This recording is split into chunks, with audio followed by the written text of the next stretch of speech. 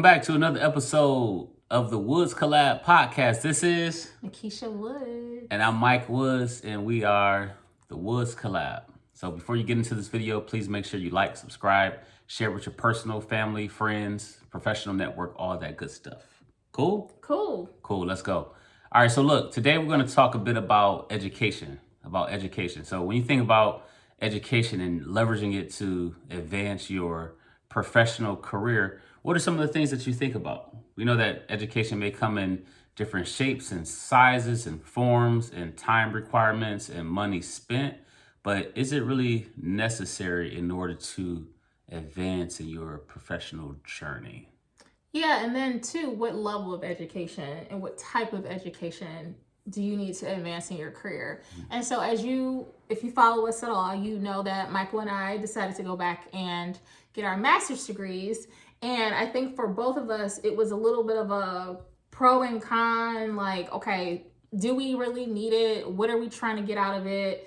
Is it worth the blood, sweat, and tears? And so before we get into some of the things that we've researched and we've talked about while we were pre-gaming, how about we talk about our own personal experience with making that decision? So for me, the deciding factor of getting my master's degree was when I found myself looking for a job for a year and a half. And even though I had a lot of experience based on my working experience and things like that, my master's degree preferred was something that I found on most of the postings that I looked at. And I was so frustrated by that. And I think it could have contributed to the year and a half of me looking for a job. I also believe it was God's timing. But at the end of the day, it was like, okay, I knew at that moment I was going to go back to get a master's degree because I didn't like not being positioned the way I wanted to be positioned when I was looking for a job. And it was extremely frustrating. So that kind of like drove me into it. Now, what I was going to get my master's degree in, I had no idea because I was pretty much starting my career over. But that had a lot to do with it. How about you? So my journey, I was able to see that you were pursuing yours. So that was a part of the push. But for me also, it's you look at different ways to leverage yourself in the professional environment. And that's just one of the ways that you can do that. So also my employer offered an opportunity where the degree was paid for. So when you're thinking about something that I could leverage it for my own professional journey, and I saw that my employer was offering that and paying for it 100%. I looked at it like, okay, is that something, can I leverage it? And I said, yes, there's some things that I could gain. There's some things that I can learn in order to leverage this experience of another degree. And then on top of that, when you said it's being paid for, it was free. So I felt that there was worth the time, effort, and sacrifice in order to go through with that. And then it just came to committing it. Either I'm going to binge a certain series or two, or dedicate that time to learn some more skills and tactics and theories, that sort of thing, so I can use it professionally. So that was a lot of push for me. Yeah, and I was one of those people that said I would never go back to school to get my master's degree. And I said that because originally when I started my career, I worked for an organization that did not require any type of graduate degree. It was, okay, you have your bachelor's degree and then the experience is where the weight was. And so I knew that I can reach the top with the bachelor's degree, and I was fine with that. And I'm like, I don't need the drama in my life. I'm good. I will learn what I need to learn by experience. And then when I got into the job market, I realized that the times had changed, and that employer was one of the unique employers that allow you to use your experience to grow in the industry. And so then I had to make some decisions. But I will ask this question: with so many different things to get a degree in or education in, how did you land on what you wanted to pursue education around? Yeah, so when I initially went back, when I take a step back for it was always, first, let's take a minute. It was always important for me to obtain it, because I firmly believe that there's very successful individuals that don't have the formal education and are doing just fine. And there's some that do have it and they're doing just fine as well. Or they're not doing that great, right? Yeah. It just depends. Yeah. It really, lots of factors. Exactly. It's all based on the personal preference of the individual. for me, it's always something that was important for me. It was important for my family. It was important for myself. I was drawn to it. It was something that I really, I'm going to say I enjoyed it all the way, but I saw the benefit of it. Yeah. So when I first pursued social work, that was centered around Your all the undergrad different, degree. my undergrad degree, right? That was centered around helping others, and it was as close I could get to that based on my situation at the time, based on personal experience, family experience. I had an appreciation. I still have an appreciation for that field. So that where I was drawn there. And then when it came to the graduate level degree, again, the money was a factor because I didn't have to pay for it. So then I said, okay, I don't have to pay for it.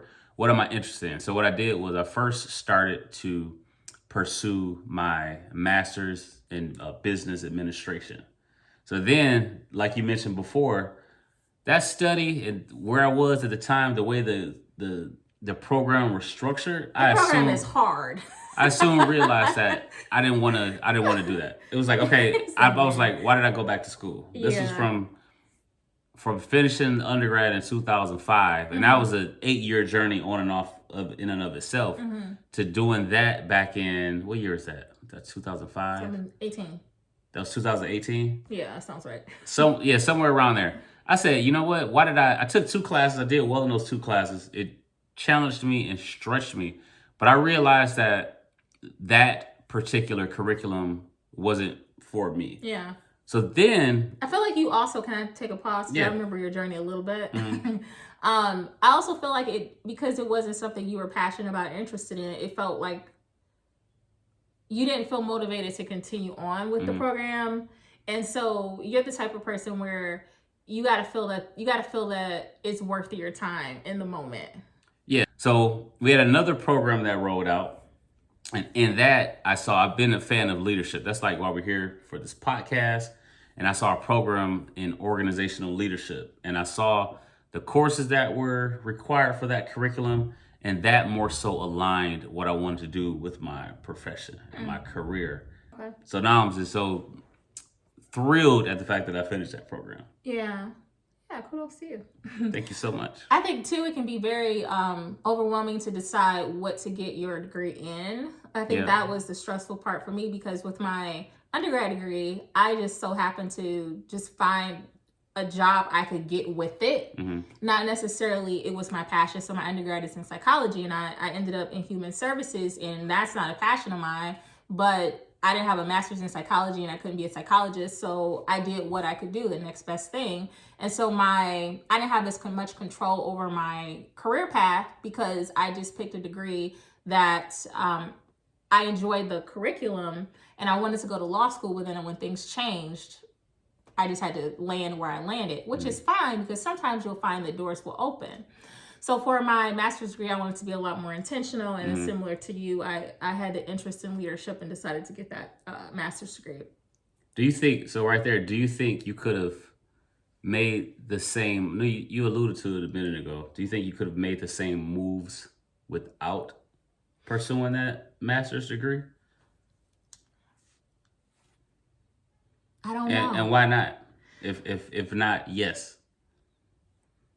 Oh, that's a good question. Because it's almost like you have to know when you're interviewing for a role or you're up for promotion, if someone is considering it when they're making that decision. If you don't know if someone's considering it, then you will never truly know. If they are making that decision, oh, this person has a master's degree, let's give them an extra $10,000 in compensation. Like, no one's giving you the formula to really know the answer. But I will say that there's so much in my master's degree that I've learned that I can apply. And in my bachelor's degree, because bachelor's degrees are really helping you with learning how to do teamwork, collaboration, solving problems, thinking in terms of how to use software and things like that. And so it can really help you, especially when you go from high school to college, to really grow up in a career mindset when you're in your undergrad degree. But the graduate degree is more like a specialty. And so I know for me, the way that I've been able to communicate, or even with this podcast, or how I led my team, it's because of the tools that I've learned in my master's program. And I think that's what opened the doors, because I was able to not just go off instinct, but also go off theory, methodology, models, experience and textbook knowledge of the topic. Mm-hmm. So then I think that opened the doors. But then I think my applications looked a little sexier with the master's degree on it. Sexy application. I was a sexy, I mean, we both have been in a position where we can hire, right? And so we know real talk that if we're looking at applicants, we want to know their experience, but we also want to know their education. And some things may present themselves stronger cases than others. And that education presents itself stronger for me in different roles that I've interviewed people for. So I don't know. What do you think? Yeah, I think just like anything else, it helps to add to one's arsenal. So for sure. It's like you mentioned, it's experience, because you have to put, we could have the same criteria when looking at one's experience. If you have a certain experience in the space, maybe that could be used to your advantage. So if you have certain experience in this space, maybe if you have professional experience, maybe you have experience where there was an internship somewhere. Yeah. Maybe you have experience like work experience. Work experience. Maybe as education, you have the experience or you have the education. Maybe you do, maybe you don't. And then there's different forms that all comes up. It's almost like you mentioned, it's how you present yourself. And that's really when you're looking at the credentials, that's a snapshot of what has taken place behind the scenes.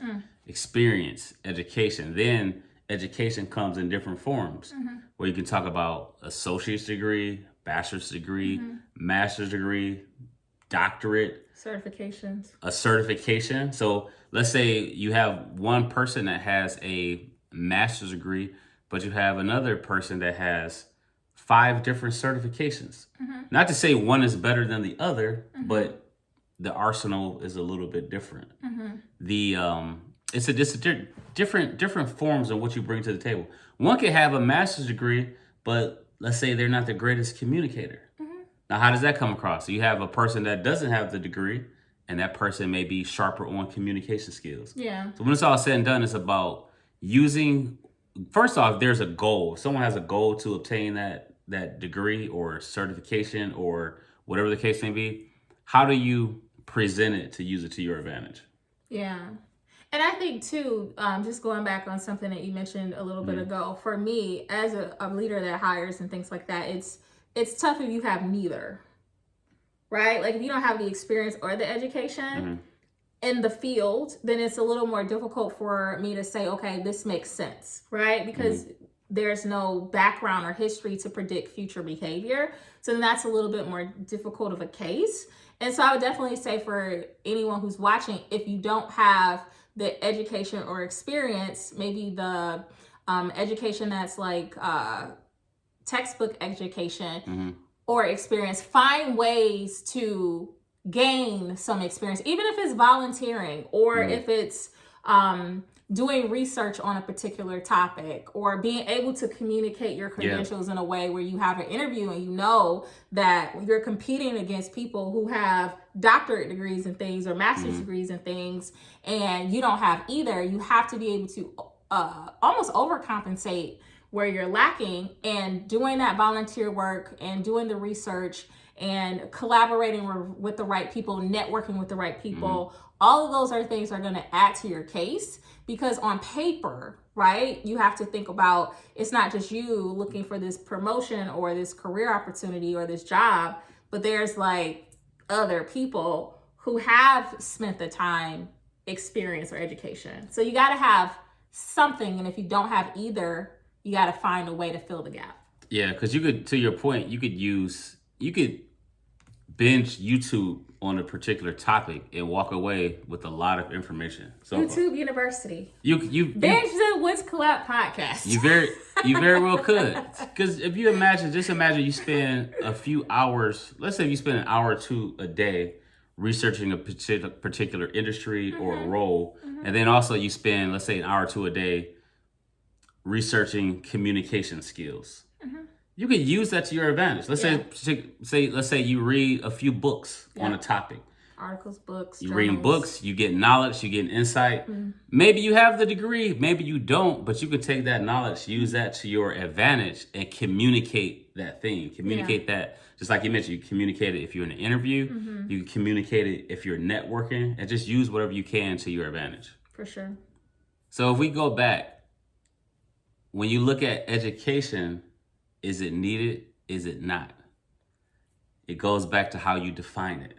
Yeah. Associate's degree, that's one way.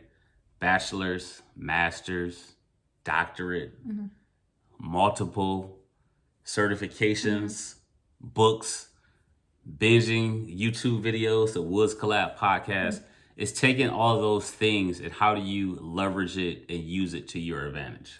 Yeah, and I think one last thing for me that is the strongest reason that I feel passionate about education is that that's one thing no one can ever take from you, right? You can't, once you know something or learn something, you can't know or unlearn it. Now, you may forget parts of it or you might not be able to rattle it off the same way, but you're going to be stronger of a communicator, an employee, a person, a sister, a brother, a human when you're able to pour into yourself and invest in yourself. And it's not the thing that maybe, it's not the swag, the clothes, the hair, the makeup, the nails. It's not that, but it allows you to become a stronger person, a stronger individual. And so people can't take it from you. That's true. I know for me as a Black woman, it's not something that was always available to my demographic. And so I look at it as an honor to be able to get as educated as I possibly can.